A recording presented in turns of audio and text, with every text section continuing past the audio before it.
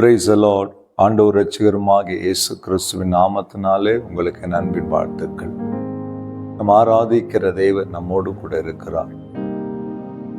அநேகருடைய வாழ்க்கையில நான் ஆண்டவருக்காக எதாவது செய்ய வேண்டும், நம்ம ஆண்டவருக்காக ஓட வேண்டும், ஆண்டவருக்காய் வாழ வேண்டும் என்று சொல்லுகிற எண்ணங்கள் அநேகம் உண்டு. ஆனால் நாம் கர்த்தருக்காக செய்கிற ஒவ்வொரு காரியத்தையும் நாம் எப்படி செய்ய வேண்டும் என்று வேதம் நமக்கு கற்றுக் கொடுக்கிறது. இன்றைக்கு ஒரு வேத வசனத்தை வாசித்து தியானித்து ஜெபிக்கலாம். கொலோசியர் 3:17 வார்த்தையினாலாவது கிரியினாலாவது நீங்கள் எதை செய்தாலும் அதையெல்லாம் கர்த்தராகிய இயேசு கிறிஸ்துவின் நாமத்திலே செய்து அவர் முன்னிலையாகிய பிதாவாகிய தேவனை ஸ்தோத்திரியுங்கள். எவ்வளவு பெரிய ஒரு ஆழமான ஆலோசனையை பரிசுத்த வேதாகமம் நம்ம கற்றுக் கொடுக்கிறது. பிரியமானவர்களே, அப்போஸ்தலன் பவுல் மிக அழகாக எழுதலாம். எதை செய்தாலும் நீங்கள் இந்த உலகத்தில் வாழ்கிற நாட்களிலே நீங்கள் எதை செய்தாலும் அதை ஆண்டவராகிய இயேசு கிறிஸ்துவின் நாமத்தினாலே செய்து அதன் மூலமாய் பிதாவாகிய தேவனை நீங்கள் ஸ்தோத்திரியுங்கள், மகிமைப்படுத்துங்கள். இன்றைக்கு அநேகர் தங்களுக்குள் இருக்கிற சுயத்தின் வெளிப்பாடான காரியங்களை செய்கிறத பார்க்கிறோம்.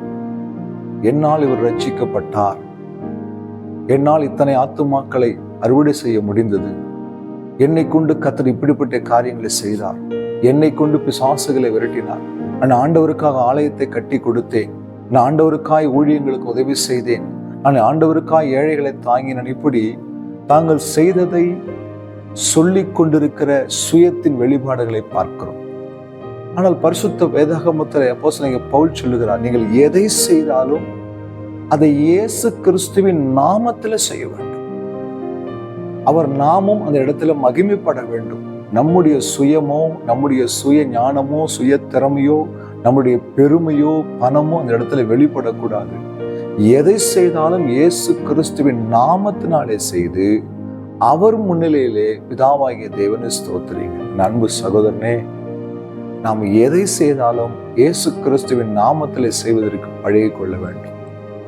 அப்படிப்பட்ட காரியங்களைத்தான் தேவன் விரும்புகிறார். நான், என்னால், எனக்குரியது என்று சுயத்தின் வெளிப்பாடாக நம்ம எதை செய்தாலும் அதை பரலோகம் அங்கீகரிப்பதில்லை, ஏற்றுக்கொள்வதில்லை. ஒருவேளை உங்கள் வாழ்க்கையில இது வரைக்கும் நான், என்னால், இப்படி ஏதாவது ஒரு எண்ணம் உங்களுக்குள்ள இருந்ததுன்னா, இந்த ஊழியத்தை நான் தான் தாங்குகிறேன், இந்த ஊழியத்துக்கு நான் கொடுக்கிறேன், இந்த ஏழைகளுக்கு உதவி செய்கிறேன், இவர்களுக்கு எப்படி செய்கிறேன், நான் என்று சொல்லுவோமானால் தேவன் இதெல்லாம் பார்த்து கொண்டிருக்கிறார். நீ எதை செய்தாலும் அவருடைய நாம மகிமைக்கென்று, அவருடைய நாமம் புகழப்படும்படியான, பிதாவாகிய தேவன் ஸ்தோத்திரிக்கப்படும்படியான காரியங்களை செய்யுங்க. கர்த்தர் உங்களையும் என்னையும் ஆசீர்வதிப்பார். வார்த்தை உங்களுக்கு பிரயோஜனமா இருந்ததா? கண்களை மூடி. அன்பு இரக்கமுள்ள ஆண்டவர், இந்த வார்த்தைக்காய் ஸ்தோத்திரம். நாங்கள் எதை செய்தாலும் இயேசு கிறிஸ்துவாகிய உம்முடைய நாமத்திலே செய்ய எங்களுக்கு உதவி செய்யும். அப்படியே செய்ய எங்களுக்கு இது வழிகாட்டும். கருத்தில் ஒப்பு கொடுக்கிறோம், தாழ்த்துகிறோம். இயேசு கிறிஸ்துவின் நாமத்தில் பிதாவே, ஆமென். அல்லேலூயா. God bless you.